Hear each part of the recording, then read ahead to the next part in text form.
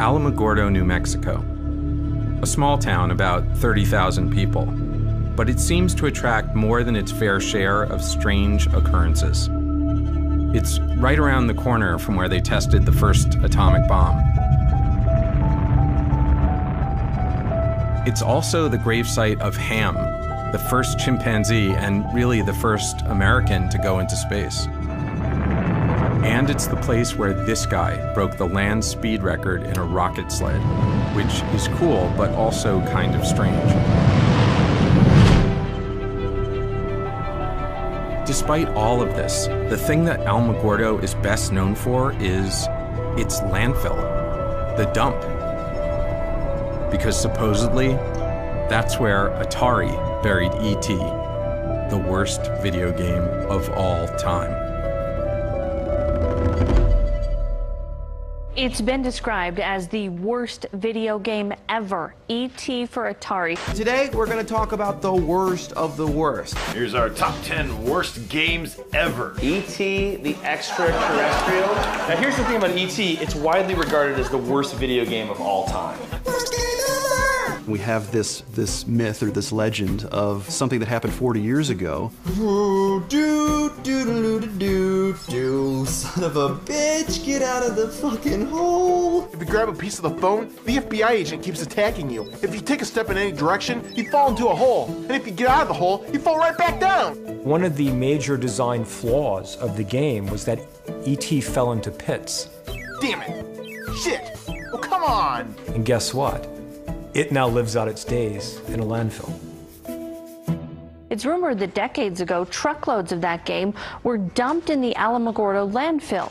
The idea that they had so many of these things and they were so unable to sell them, give them away or whatever, they literally had to drive them out into the middle of the desert and bury them like a dead gangster. It's almost too crazy to be believed. I think it's kind of silly because it's urban legend. It's just a great story, I think.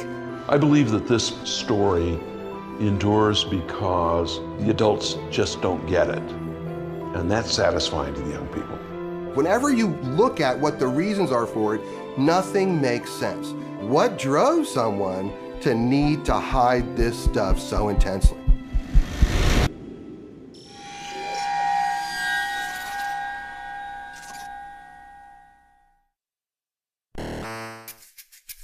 When I was 5 years old, Pong came out, and my dad got it for me and my brother and sister.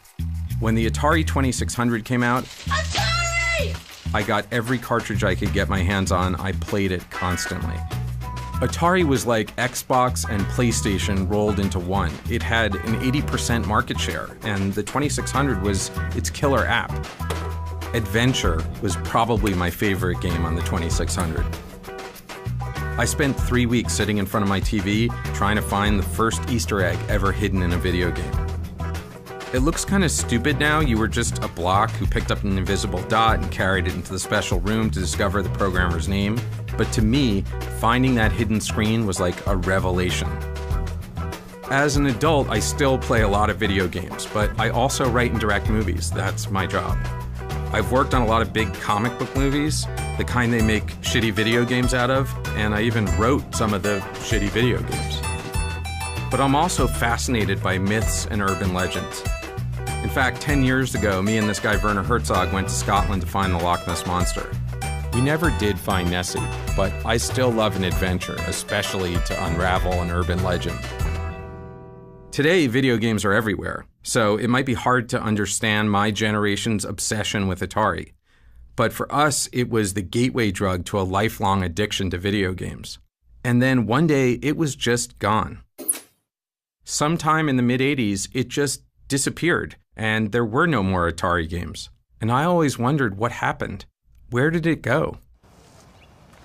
So this is the famous landfill, the burial, the final resting ground of E.T. Yeah, this is the place. This road here, this gate, this is exactly the way the Ataris would have came through that ditch and up through here. It was the only access in. Back in those days, it was just pure desert. And is there any way to get through this, or yeah, it's a high security gate. So, tuck under, yeah, I guess that works. Joe Landowski has been the garbage guru, if you will, for a number of years. He operated various waste disposal companies within Alamogordo and Otero County. And when it comes to the Atari graveyard, I believe he probably has more direct knowledge than anybody else. Joe's the guy that's advising the city and telling the city where everything is.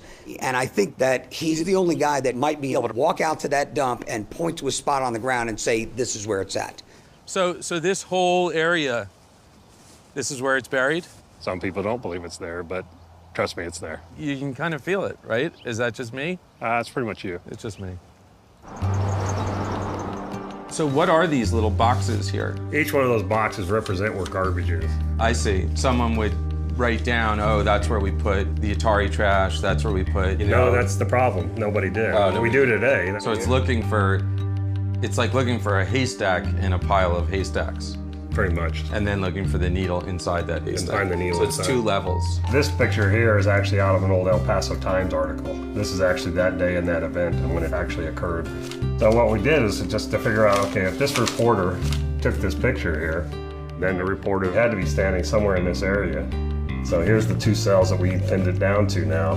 So when you come back here and put the reporter taking the picture and you make that line, and what you're looking for is to make sure the line intersects with the buildings. Joe Lewandowski wasn't just a guy who knew his way around a dump. He was also an amateur archaeologist, kind of like Indiana Jones, but without the gun or the whip. See, the newspaper photo was like the medallion, and Joe had used it to construct his own version of the Staff of Ra, and that pinpointed the location of the Atari dump, which is exactly how Indy would have done it. Joe was clearly obsessed. He believed in the legend. He'd spent over 3 years constructing a plan to dig up the landfill and prove it to the world. But he wasn't a gamer. He wasn't trying to find out why. And that's what I wanted to know. Why would the company I love so much decide to bury its future? The whole E.T. story is a very small part of the Atari story. Let me go back a second and explain how Atari started out. The video game came because of a convergence of me working in amusement park summers while pursuing an engineering degree at the University of Utah.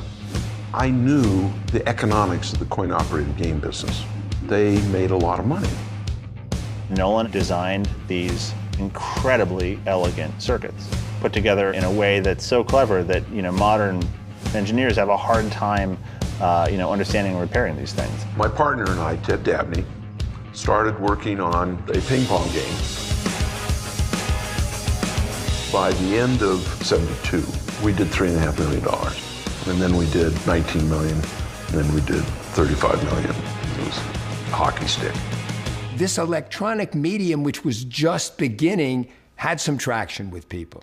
And once you played some of the most sophisticated arcade games of the day and understood that maybe there was a chance you could duplicate that in a home game, your eyes got big. Home video games have been a success from the moment a company called Atari launched this basic game, Pong, which has been imitated by at least 40 other manufacturers. They're selling like crazy. 300,000 last year. This year, 3 million. Next year, 6, maybe 10 million. We felt, well, maybe this is a time to sell to a company with deep pockets. I was in my office at Warner in 1976. The phone rang, and it was a guy named Gordy Crawford, and he asked the question I've never forgotten. Would you guys be interested in acquiring a technology-based, fast-growing entertainment company? And I said yes. I didn't know what I said yes to, but I said yes. And that led to my introduction to Atari. Atari, where the future comes from. What excited me about Atari wasn't Pong, it was the chipset that led to the Atari 2600. Pong was sort of okay, you bang up and back and up and back. But this meant you could constantly change the games, and that was a very exciting idea to me. We introduced the 2600 in 1977 with 9 cartridges. The home video game was a very close approximation of the coin-op experience. It changed the mindset of the world. Turning the television from a passive medium into an active medium, that was what we knew we were doing, and that was super exciting to be the pioneers in that field. It just blew people away. Nobody knew any of this stuff. They made it up as they went, and they were good at it, and it started everything. It was playing those games that taught people the potential of a computer. Atari, at some level, brought the computer revolution.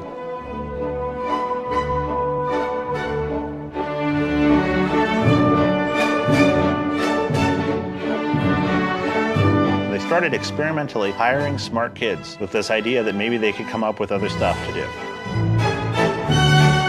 And they inadvertently were trying to create the job of game designer. Microprocessor real-time control programming is just where it's at. So there's two kinds of things you could typically do with that in the early 1980s. You can do missile guidance systems, or like we say, kill people for 12 cents a head. Or you can make video games, which I thought was a much better application for the whole thing.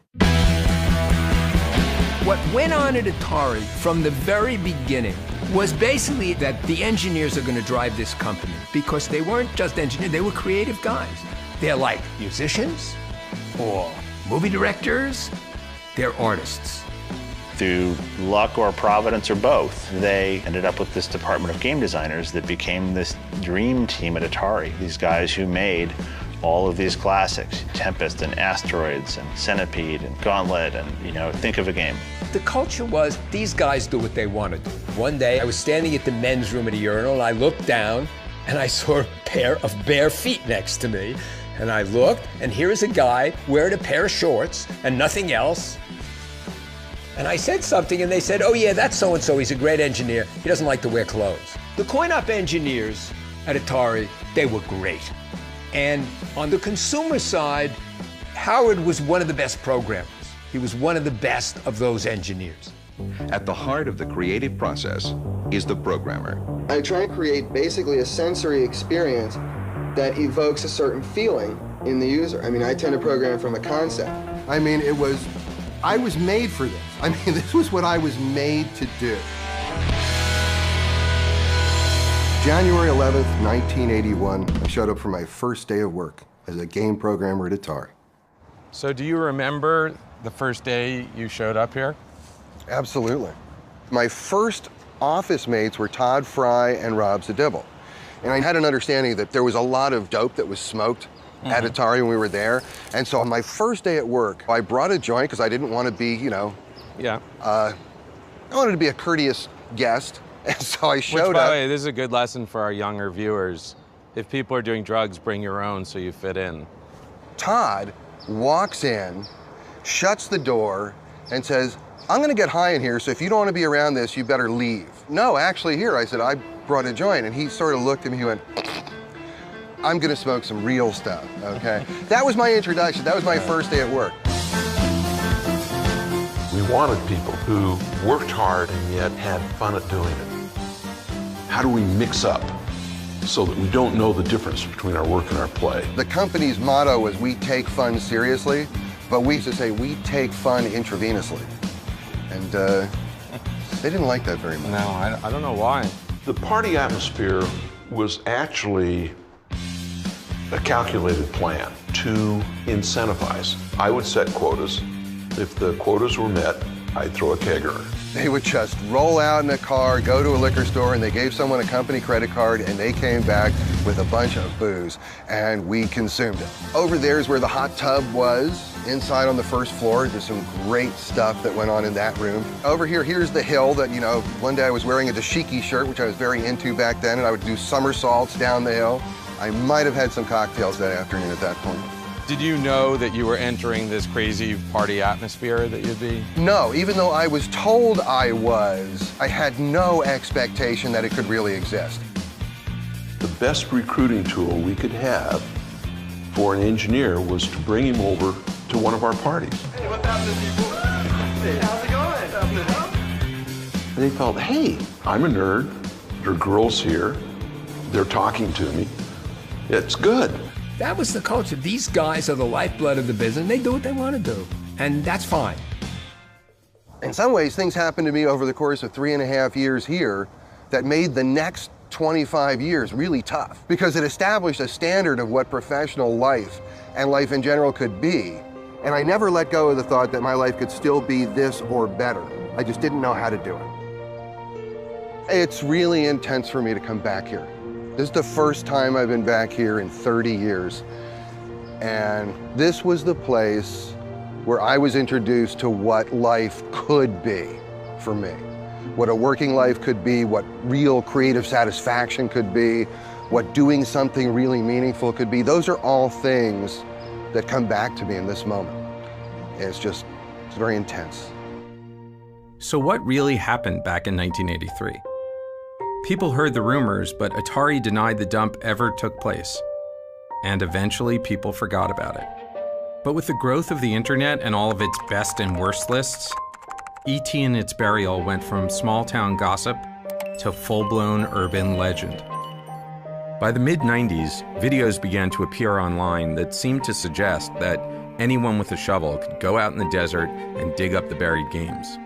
That's what I thought too, but it wasn't close to that easy.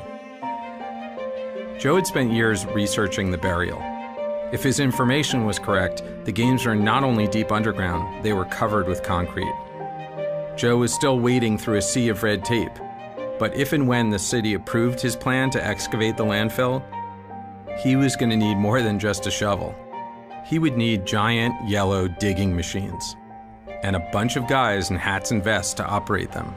This is one of the photos of the actual burial when they did it. So we're looking at like 15 feet down to hit the concrete. Under the concrete's mostly dirt. It's just it's the bottom of the pit. What's that thing right over there? That's a motor grader. A motor grader? Yes. That's for really just fine grading, you know, like the highways and roads, and fine planing large areas. So we conceivably might need that for this, right? No. I mean, but you could bring it out before, right? I mean, you might want to park it there so it's ready. No, not really. Oh. No, we're fine. I don't know. Not my field. I am concerned that Joe's moving kind of quick, and we do need to throw some brakes on and slow it down. The opposition comes from environmentalists, maybe within the community, and the concern is that Alamogordo also may have something else buried in the landfill that may be hazardous, and we may not know exactly where this location is. Nobody really and truly has dead honest records as to where everything is buried out there. And we're talking potential mercury-laced pigs, malathion, possibly DDT. There's potentially lead in there, maybe some other dangerous metals that are in those cartridges. I don't want to be in an area where we might crack open a sealed tomb, so to speak, of these hogs where mercury gas comes out. So I don't want the Stephen King novel of we hit the wrong spot and all of a sudden we are evacuating Alamogordo. That is unacceptable to me. If there's a problem that the New Mexico Environmental Department perceives, we're not going to be able to proceed. Until I'm satisfied it's safe, it's not going to happen, at least within my power. There's only so much power that I have.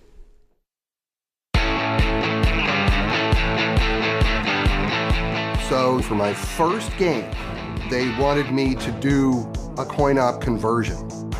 Although I had only been there for about a week, I went to my manager and I said, you know something? I said, this game, Star Castle on the 2600 is just going to suck. I know it's going to suck.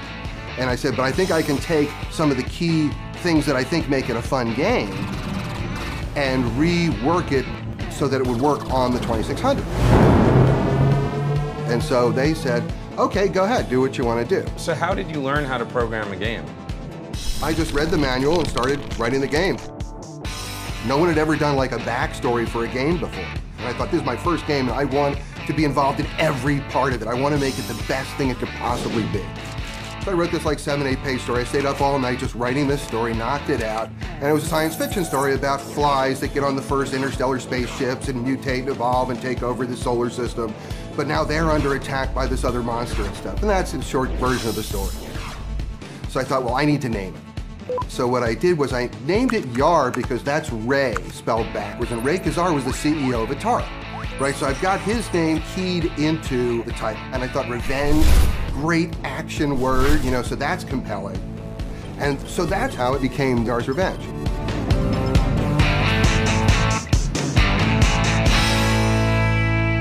When Yars' Revenge came out, it was a hit. It was huge. Games that could look like Yars' Revenge looked, that could draw that kind of stuff, were like magical. Even though Yars' Revenge might look primitive, you know, it looks like the superconducting super collider compared to a lot of the games that were out there at the time. I remember the first time I put the cartridge and I was like, what is this? It really is a very innovative shooter of that era.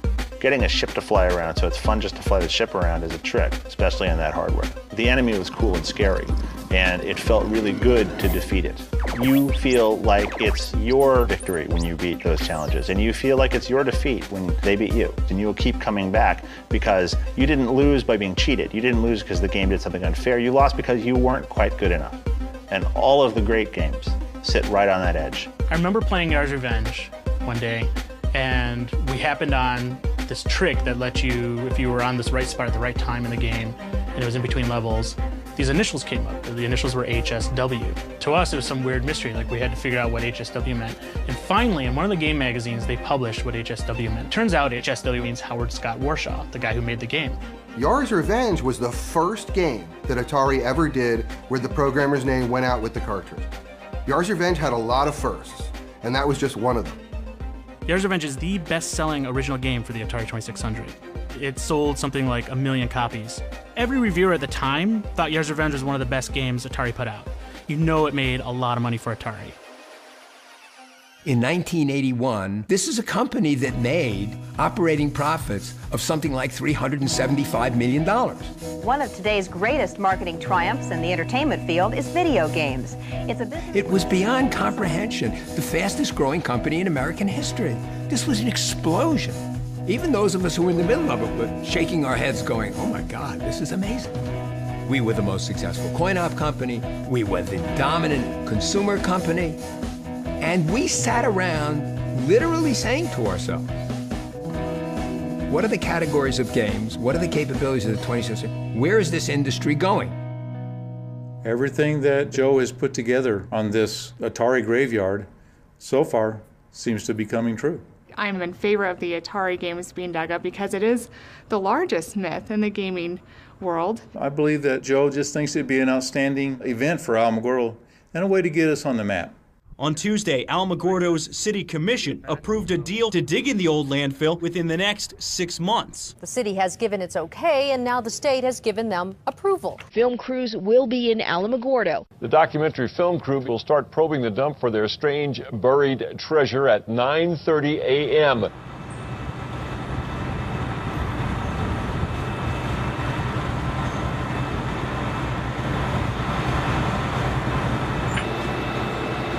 So this is an impressive looking machine out here. What the hell is it doing? What this drilling rig does goes down, straight down, takes out core samples and brings up whatever's in the ground. We've narrowed it down from 300 acres down to about 5 to 10 acres. And so what we're doing now is trying to get it even closer, because we're looking for things like somebody's mail, you know, the postmarks, newspapers, things like that, looking for dates. Because we're looking for September of '83.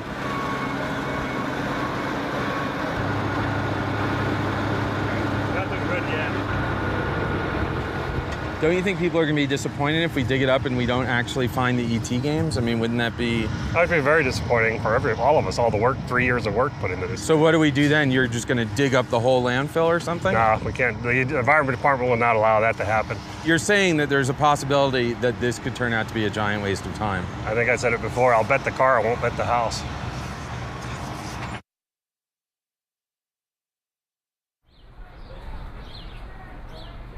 Most everybody, at least in the Western world, has played a video game of some kind. They've gone to an arcade. They know the Atari brand. They certainly know ET. And so I think there's a universal curiosity about this game. You know, something did happen those couple of nights in 1983 that I think it merits serious investigation. So why did I decide to go to Alamogordo? I'm very much interested in the impact that a particular game or an industry has made within a cultural and social context. What's striking about the Atari ET game in the Alamogordo landfill is that they're there and not in museums. I think this is what excites many people who keep this narrative alive, is they want to get these items. They want visible proof. They want some kind of tangible evidence that that dump did take place. I've been professionally making games since about '94, but more than that, I'm somebody who's been chiefly doing a lot of historical work with video games, trying to preserve video games and get people to understand that video games are more like art. And so I've been doing a lot of video game preservation and education. I always thought one day I'm going to go over there and I'm going to see finally once and for all, like, where it's buried. I almost don't even really need to know what's in it. I almost want to keep that mystery alive. To me, under that landfill is actually the burial site of an entire industry, because what affected Atari at the time affected everyone. And everything that I thought was going to go on forever stopped. And it stopped almost at that same moment that whatever's there was buried. So for me, I want to find out what is there. It's like opening the Ark of the Covenant. It's like, you kind of want to look, but is my face going to melt off? I don't know. I have told my wife that I will be going to New Mexico. And she asked me why, and I started to explain, and she said, I don't need to know. You just go do it. You wanted Ernest on screen? Whatever. Ernest is my fancy writer name. Ernie's what everybody calls me. All right, so we'll use your writer's name. How would you describe yourself? Screenwriter, novelist, gentleman adventurer. The thing about having an Atari for me was it was a simulator. Like, I could simulate being Indiana Jones or simulate being E.T. Having access to that and coming from a family of like modest means and not having to, beg for quarters and just being able to play as much as you wanted, that was such a huge part of my childhood and fed my imagination. And that was the inspiration for Ready Player One, my novel. The idea of like, what if Willy Wonka had been a video game designer and he held his golden ticket contest inside his greatest video game creation. And that all came from finding those Easter eggs in all those Atari games. I felt like a little kid this past week, like getting ready to go to camp. Alamogordo and the Atari graveyard, for me, it's like holy ground. And that was when I realized my DeLorean's already in New Mexico. I just have to fly to Santa Fe, pick up my DeLorean from George R.R. Martin, who was using it for the Back to the Future screening, and drive it down to Alamogordo. I could stop at the Very Large Array, also hit Roswell, and then go to Alamogordo and be there for the excavation of the Atari graveyard. As soon as those tumblers clicked into place, I'm like, the most epic road trip of all time, I have to go. It's like I'm Indy going to Westeros to meet Doc Brown and then save E.T.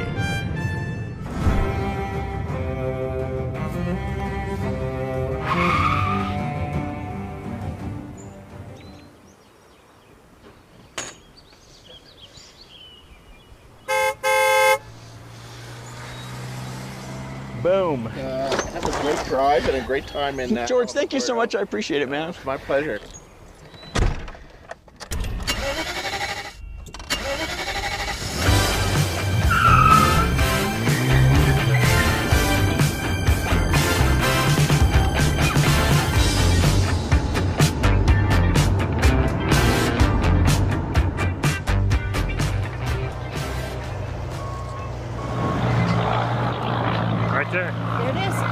This is a good piece of evidence because right here. Is that the date right there? Right there. You got Sunday, October 2nd, 1983 right there. That's good, right? Yeah, Atari was from the 23rd to the 29th of September. So this is like a week later? Well, it's not even a week. It's like 2 or 3 days later. Well, I'm not that good at math. The Ataris would have been on the bottom, then garbage from the following weeks would have been piled on top. Right. So where are the games? This is the following week. In here? No games yet. No Atari stuff at all? No, not yet. Not yet. Okay. I love the challenges. I love the mystery. I love the especially when people say they'll never be found or they're not there. That just makes the challenge even better.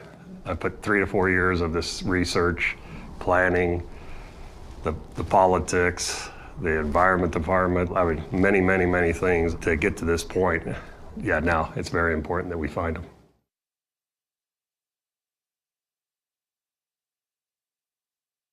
So back in the early 80s, movie licenses for video games were just starting to come into vogue, and I think Raiders was the first one. So they needed someone to do Raiders of the Lost Ark. I think what happened was Yars was very successful, and so they wanted me to do a big game, and then it was up to Spielberg. So when I went down and met with Spielberg, and if Spielberg would have said, I don't think he's really right for the game, they would have sent someone else. Can Indiana Jones escape from the forces of evil? In Atari's Raiders of the Lost Ark adventure game. What was the reception of the Raiders of the Lost Ark game? It was another million seller. Raiders was huge. I mean, I can honestly say I'm the only programmer in the history of Atari where every one of my games that was released was a million seller. The word meteoric comes to mind. And now, Steven Spielberg brings us E.T., the Extraterrestrial. Spielberg says, well, you know, my pictures, they open slow, and they build, and they hold, and da-da-da-da-da-da. And I just looked at him, and I didn't know anything. I said, not this one. It was E.T. I said, it's gonna open huge, and it's gonna stay huge.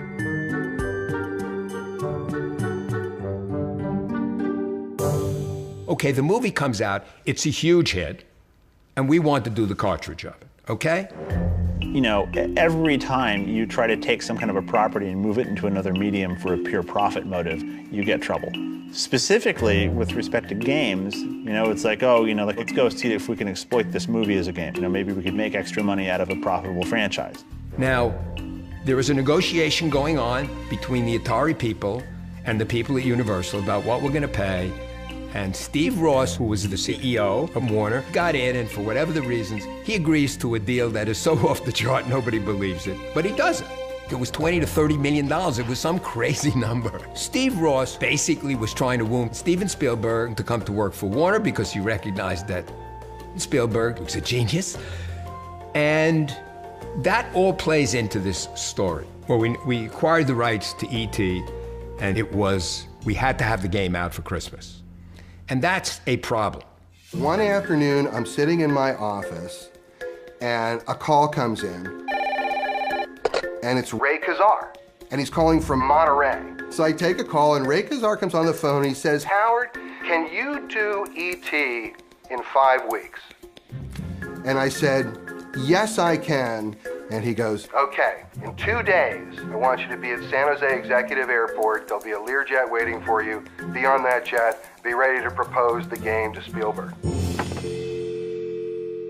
During that meeting, when I flew down on the Learjet to go meet Spielberg and present the game to him, even though I only had 5 weeks, I still wanted to innovate. So I proposed a 3D world that the game was going to take place on. And the huge scope of what I was trying to achieve, it walks that line between really trying to make something happen and venturing into the impossible and walking off a cliff. The emotionality of the game was supposed to come out through the interaction of the characters. You have the FBI agent who's interested in what you have. That's why the FBI agent just steals stuff that you were holding. You have the scientist who's interested in who you are. The scientist actually carries you back to the city because they want to study you. And Elliot comes in to save you. There's times where you can call Elliot and he will help you out. And so those are the kind of things that I had that I thought created possibly some sentiment. And at one point, Spielberg says to me, he goes, you know, couldn't you do something more like Pac-Man? No, Stephen, we need to do a game that's fresh. We need to do something that's really worthy of this movie. How simple you can make a complicated game is how complicated a game can you make subject to the constraint of easy learnability. My job is to produce a cartridge that is going to sell for Atari. A typical VCS game at the time took 5 or 6 months, and this was going to be in 5 weeks. You might think, no, nobody can do a game in 5 weeks, like most people in the department would think. But I don't think that way. I think, yeah, I can do that. The word hubris comes to mind. I mean, whatever it is I might have been full of, I was overflowing with it at that point. Because if the game can't make the Christmas market, the game is a total waste. They're gonna miss their window. So that was the big thing. It was the $22 million bet that you could turn the game around in that time. I had a development station moved into my home, so I could be basically working on this game almost 24 hours. We found that there was a good probability of success if we took a coin-operated game and just ported it over to a game that we could play on the VCS. E.T. didn't have that. Hello? Somebody out there?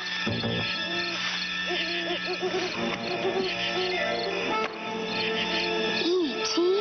Video game? It's the video game that lets you pretend you're E.T. Okay, so the game's done, and one of the conditions I asked for was that Steven Spielberg is the one who approves the final game. So Steven Spielberg played the final game and approved it for release. Howard, who is a certifiable genius, went off and about a number of weeks later came back with a concept and a game plan. And I was amazed at how difficult it was, and yet at the same time how much fun it was to play. Have you seen the latest update? I've seen the final game. Are you happy with it? Oh yeah, it's my favorite, of course, I'm biased. I made the movie. So Steven Spielberg thought it was okay, so I thought, all right, I'm good with that. And not that I'm blaming him for anything. No, of course not. But it's his fault. A video game that lets you help E.T. get home. Just in time for Christmas. After E.T. was released, there was a great sense of relief that we'd actually made the schedule and everything was good. And then the game went out into market and it was very high on the Billboard list, and again, things were good. I got E.T., I think it was Christmas of 1982, if I remember correctly, and I thought it was like I was going to be the guy on the street who had E.T. before everybody else. Turns out everybody I knew got E.T. that Christmas. After a while, people start going by me in the halls, people from other buildings, people from marketing and management, and they're saying things like, you know something, Howard? You did a great job. We don't blame you. That was really something what you did. You really came through for us there, and we don't want you to think we think anything else. This really isn't about you. Don't feel bad. It's okay. It's cool. And I'm thinking, like, what the hell are they talking about? E.T. was a really hard game. It was the kind of game that was brutal, unfair, didn't make a lot of sense. I grew up in London, and there was a video game store in my town that let you rent them. I don't know what the rental was, like 50 pence for a weekend, and I still remember feeling like I wasted my money because it was bad. People aren't liking it, and people aren't liking it a lot. And what made it particularly bad was my memory of the movie was so great. I love the movie. Everyone loved the movie when it came out. It's a great movie, still is a classic movie today. And so this massive chasm that existed between the quality of the movie and the quality of the game that it was based on, I think just made it seem that much more like a slap in the face. Okay, well, maybe it won't sell 6 million, maybe it'll only sell 4 million or 3 million, that'll be okay. And then there's like returns. People are returning the game. They made too many. How many they made, I don't even know. They made like 4 million cartridges. That means there could be millions of carts coming back. So what do you do with useless, worthless product? How do you get rid of it? Bury it. That's a pretty good answer. Well, career change is not anything new for me. I've been through a number of different careers. I actually went and got a California real estate license and then a broker's license and did that for a while. And I did that just long enough to know this was like the last thing in the world I wanted to do. And now I am a licensed practicing psychotherapist in California. And I'm a very unique therapist in that I have a master's of engineering and I also have a master of arts in counseling psychology. I mean, I'm the Silicon Valley therapist. I'm very good at translating between English and nerd. And this is the first time since I left Atari that I feel I'm doing what I really love doing. So it took me 30 years to get back to a place that I don't feel I'm a step down from where I used to work. And that's many, many different jobs. I know this dig is coming up and I'm gonna be there. I'm gonna be standing right there. And I am gonna literally watch my past being dug up. And that's a weird kind of thing to anticipate. My hopes are in one way, my expectations are another, and I don't know what it's gonna be. I really don't know what it's gonna be. I don't know what it's gonna mean to me if something comes up, if it's there.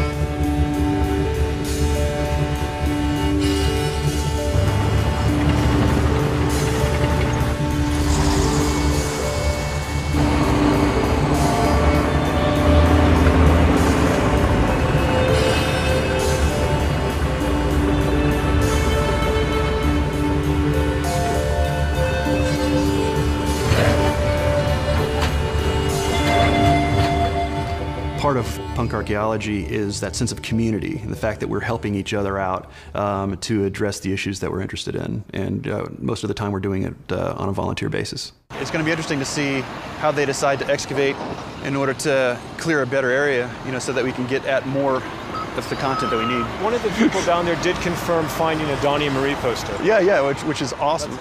Well, basically, because we're going to treat this as a salvage excavation, we will dig a trench. We'll go through and excavate the material in the pits that we dig, at which point we'll send them up to the tables. We'll sort through the material, we'll weigh it, we'll count it, identify it, and that's the plan. So what's happened so far today? Basically, we started digging on the hole, and the trucks have already started going through the train. So just so people understand, and probably right now I'm cutting to an awesome diagram of this.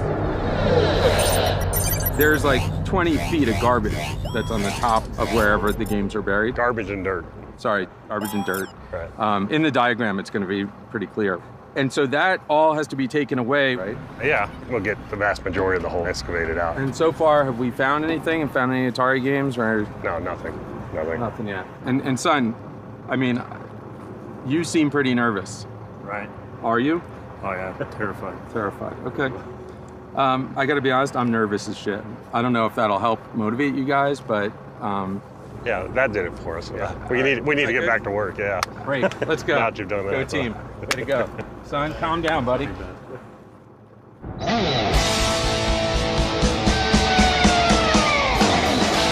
People say nerd or geek, I say enthusiast. I love things and I love people who love things. But if you just spend all your time focusing on all the amazing art and entertainment that's being made, there's so much of it happening now you can't even take it all in. It's like The Dig. When I tell people, the right kind of people about it, they're like, I can't believe that's finally happening and that you're gonna get to be there. You know, I get, look, goosebumps talking about it.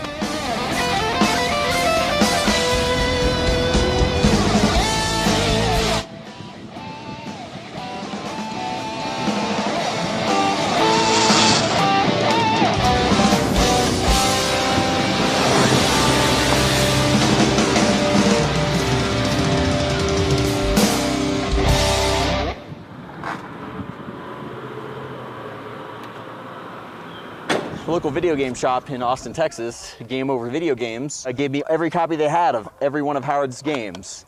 Little known fact, E.T. has the very first official video game Easter egg ever in a video game. Warren Robinette had the very first one in Adventure, but he did that without anybody knowing. Howard asked if he could put Easter eggs in the game, and Atari said yes. If you go find the geranium and you make the geranium regenerate, it turns into Yar from Yar's Revenge, and he flies away.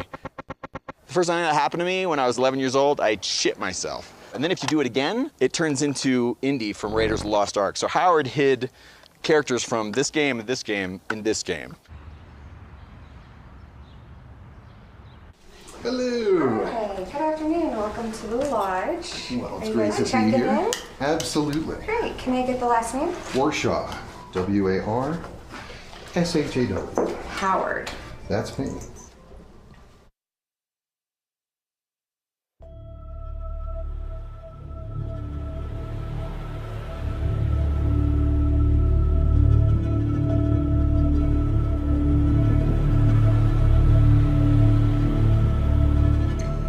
So it's the day of the actual dig, and my wife and I are in a van on our way to the landfill. It was a strange feeling. I mean, I was nervous, and I didn't really understand why, but I just had this sense, just a tingly thing, that something is going on here today.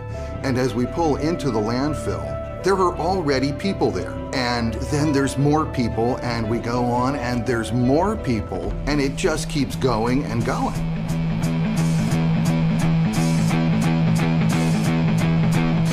This sort of felt like a religious pilgrimage to me. I called up some friends, said, hey, can we get down there? And I asked my brother-in-law if he wanted to go. Heck, let's do it, let's check it out. And my wife said, whatever.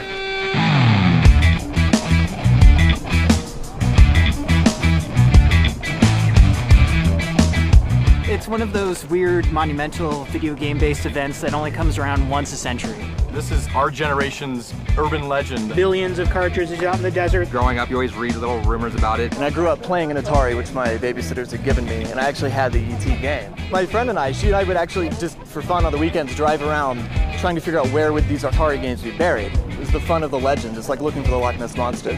What did you think when you played the E.T. game last night? It was awesome, because in my opinion, I like terrible games.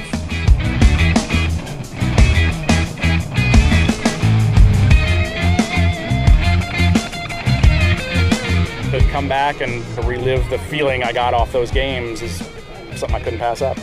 I just want to know about the urban myth, see if it's really buried out here. I just came out here to be part of video game history.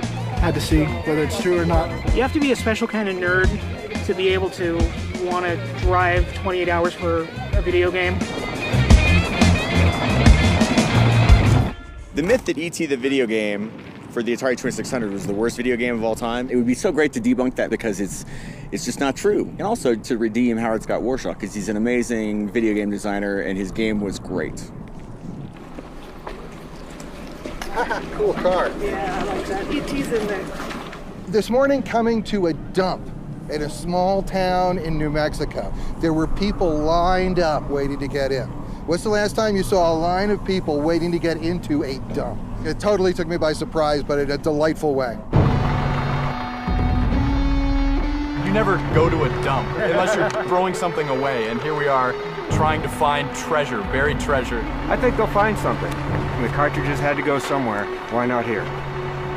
It is a lot of open space. Great place to dump a million cartridges. There is a definite possibility that there is games. This is archaeology for the time I grew up. So the nostalgia for anything that came out of that era is pretty high.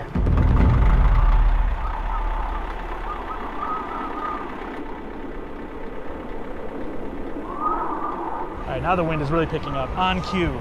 On cue. The weather here in Alamogordo is awesome if you like sandstorms and an impending doom-filled cloud of white. Whoa. Oh, this is getting brutal. Yeah. Sorry, this is brutal. It's getting very windy. Basically what's happening is the white sands are blowing in from white sands and covering everything, and it's really shitty. They're saying this is like a historic wind. Really? Today, that's what somebody told us. Yeah. To think that we're in the middle of a sandstorm, really, this is what's going on. And for me, it was almost like the big sandstorm right at the opening of Close Encounters. The people wearing the goggles and the bandanas, everybody's like gathered around because they found something and they can't believe what they found. Oh, we're the first! This is Tony Johnson from Denver, Colorado, who ran up to me in my DeLorean. He's like, I found something. And Tony is gonna go down in history because he found the first evidence of Atari hardware. Whoa, that's right pretty there. huge. Right there it is, my man. Ladies and gentlemen, we have an announcement. So Tony, tell us what you just found. An Atari 2600 joystick top. So Tony, where did you find it?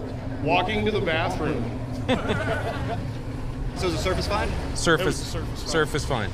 Yeah, like we know what a surface find is, right? Well, surface find is something, you're walking around, you're looking down on the ground, you see something interesting, you pick it up. It's totally out of archaeological context. What are the odds that that like blew out of the hole? I actually think that's pretty good. I mean, the wind is blowing fiercely in that direction. The stuff's coming out of the bucket. We've been finding a lot of interesting things that date from around that time. Anything from Atari? Nothing from Atari yet. How can you authenticate this? Can you carbon date it? No, it's much too recent for that. There are really two things that we could be dealing with when taking a look at these cartridges if they're actually there. First thing is that they just loaded the trucks with these cartridges and then they dumped them. And that's the best possible scenario because you can pull them out and I bet you most of them will be playable. They've just been in there for, since 1983. Trash bags, Stroh's beer cans, wood, tons of wood. We're right about where we need to be, but there's still no Atari detritus at all. We've been here for a while already. It's tedious, the wind's horrible. We're wondering if they're gonna find anything or not. It's like a nylon cord and a big red wrapper. I don't think there's anything in that hole except rattlesnakes and scorpions. If it's buried, it's probably for a reason. It should stay buried.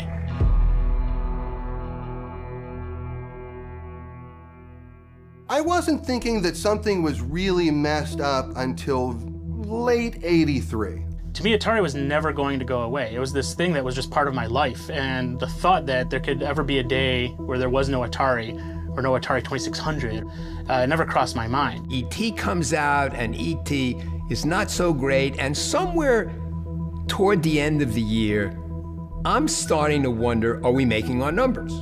Which leads to one of the worst nights of my life. On December 7th, 1982, I get a call from Dennis Groth, who was the CFO of Atari, and he says, Manny, here's the new budget. And it's a huge shortfall from what we had been told.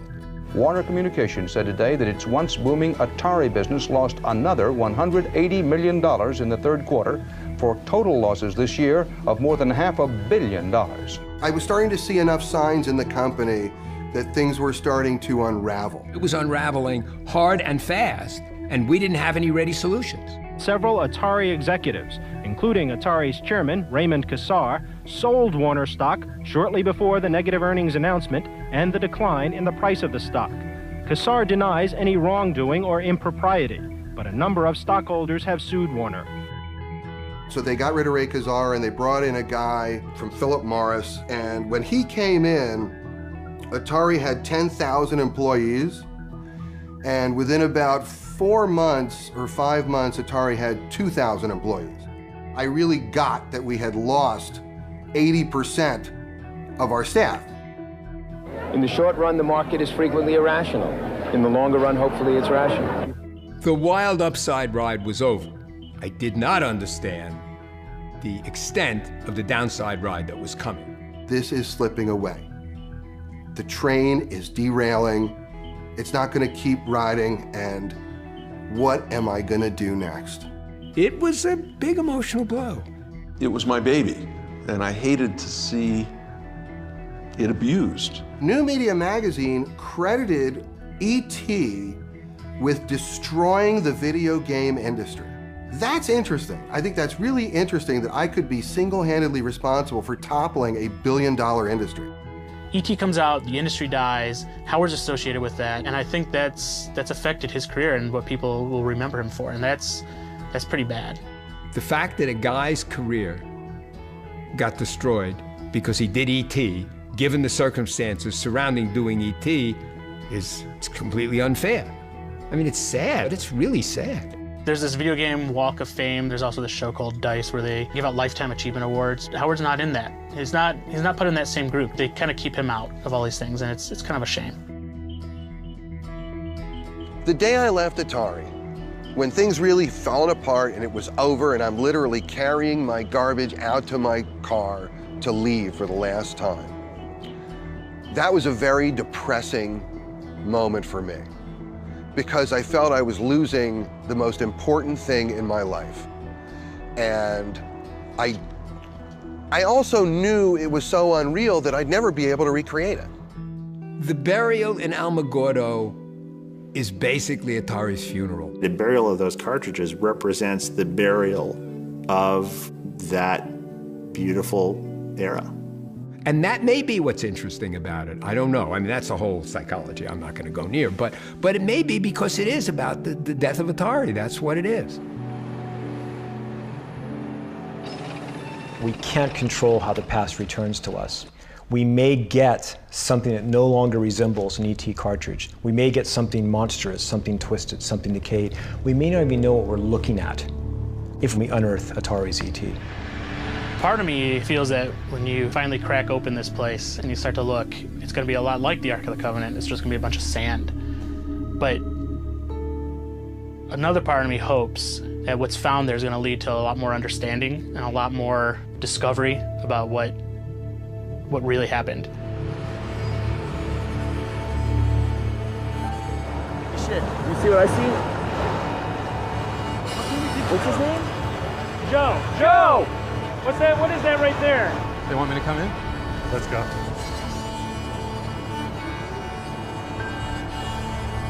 So what's up?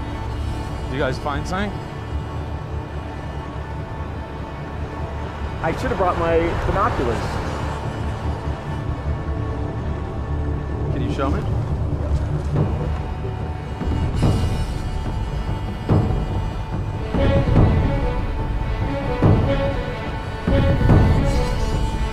They're bringing some stuff over to the archaeologist table right now. Let's see what's going on. Can everybody hear me? We found something. The archaeologists have confirmed it's from 1983, 28 feet down. It's E.T. the video game, intact in its box.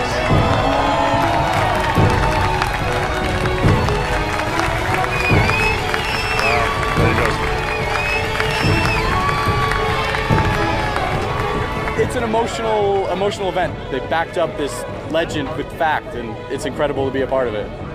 Good job, Joe. I wasn't nervous till we got down to that where he was almost reaching his max land. But yeah, it was a big weight off my shoulders when that bucket came up and E.T. was there too. Congratulations, dude. Thank you. I didn't think they were going to find him intact. I thought for sure they'd be crushed and ruined, but now I got goosebumps. And it's not because of the dust storms. What's this moment like for you? Look at all the excitement that's been generated today over something that I did 32 years ago.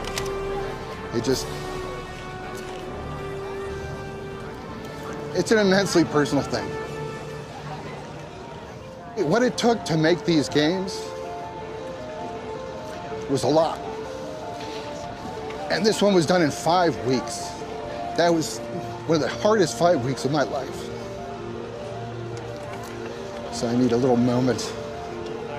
And I'm just so excited to be here.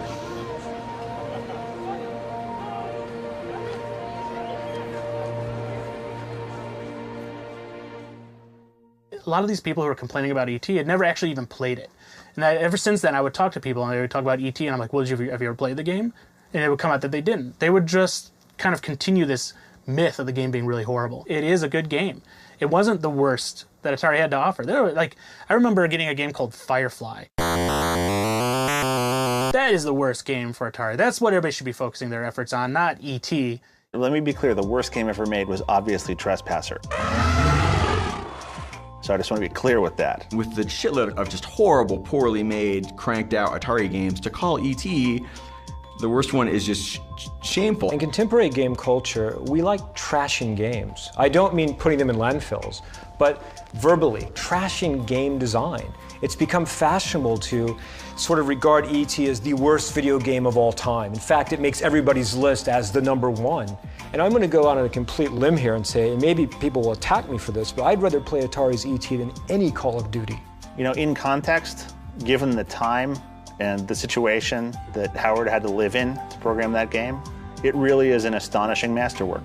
If he made an amazing fucking game that's a whole self-contained world in 5 weeks, that's even more impressive. I don't know any human being who could have turned E.T. in the time frames involved into a really successful game. He should be applauded for being able to have done anything in the time that was allotted.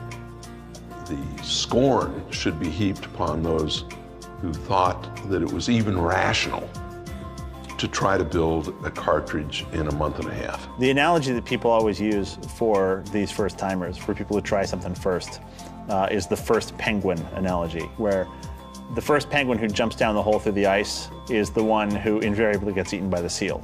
But if there wasn't a first penguin, then the penguins would be going down through the ice. So, it sucks to be the first penguin, but somebody's got to do it.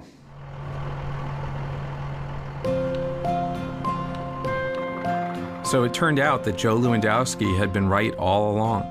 The games were buried, almost exactly where he had predicted, and no mercury-filled pigs popped up out of the ground. So the legend of the burial was true. Or was it? When the archaeologists cataloged all the games, there were a bunch of E.T. cartridges, but nowhere near the millions that were such a big part of the legend. In fact, E.T. made up about 10% of the total games found. The rest included some of the best games ever made: Defender and Centipede and Yar's Revenge. There was even one copy of Adventure, which I snagged. The burial wasn't a cover-up or done out of shame. It was a warehouse dump done by a company in financial distress. At the time, the Alamogordo landfill was just the most practical solution. E.T. wasn't buried because it was the worst game ever. People called it the worst game ever because it had been buried. And as a result, it got blamed for destroying an entire industry. The game and its creator had taken the rap for a crime they didn't commit. The notion that E.T. caused the demise of Atari is simply stupid. It's just stupid. Atari committed suicide. It was not homicide. And it wasn't the E.T. cartridge. It was a concomitant effect of a lot of missteps in technology, in deployment, in marketing. So people say E.T. destroyed the video game industry, and I'm sure I've heard that before, but it's just really funny. No, the behavior pattern that created the conditions for the E.T. failure is what destroyed the video game industry. The cause of the fall was Atari trying to sell yet another 10 million Atari 2600s into a market that was saturated. E.T. didn't destroy Atari. It wasn't good, but it didn't destroy Atari. That's one of those things people say. And the reality of life is, if enough people say it, it becomes the truth for people. A simple answer that is clear and precise will always have more power in the world than a complex one that is true.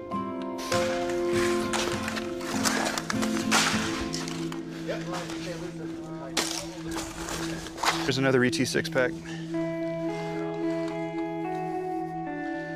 What I would like to see happen is I would like to see whatever remains are recovered will then find their way into a museum in the service of game history. Well, you know, the city of Alamogordo owns the games and what have you that came through there by virtue of the fact they're in our landfill. We might be able to sell them on eBay. So if another terrible video game needed to be buried, would you be prepared to let it be buried in Alamogordo? Absolutely. Come on down. We'll bury your game. Atari was the first great consumer company to come out of Silicon Valley. It was exciting. It was different. It was the first engagement that a generation had with computers. So a generation grew up being introduced to the computer age by Atari games. We brought a whole massive new entertainment medium into public consciousness. So for a whole generation, we are the definition of the video game era. And it's cosmic. These guys really never got their due for really starting the whole industry. 3 Lives was invented by a person. Flying a ship around was invented by a person who had to figure out what that was. And it was so good that it was copied everywhere. And because it was copied everywhere, and because it's so ubiquitous, it's impossible to remember why it was so special. I think Atari's legacy is that we started the Silicon Valley ethic of engineers as rock stars. It didn't exist before. I think the casual culture, the meritocracy, didn't exist before. I believe these are underpinnings of the things that made and continue to make Silicon Valley a special place in the world. And I think that Atari will continue to endure as an icon of innovation.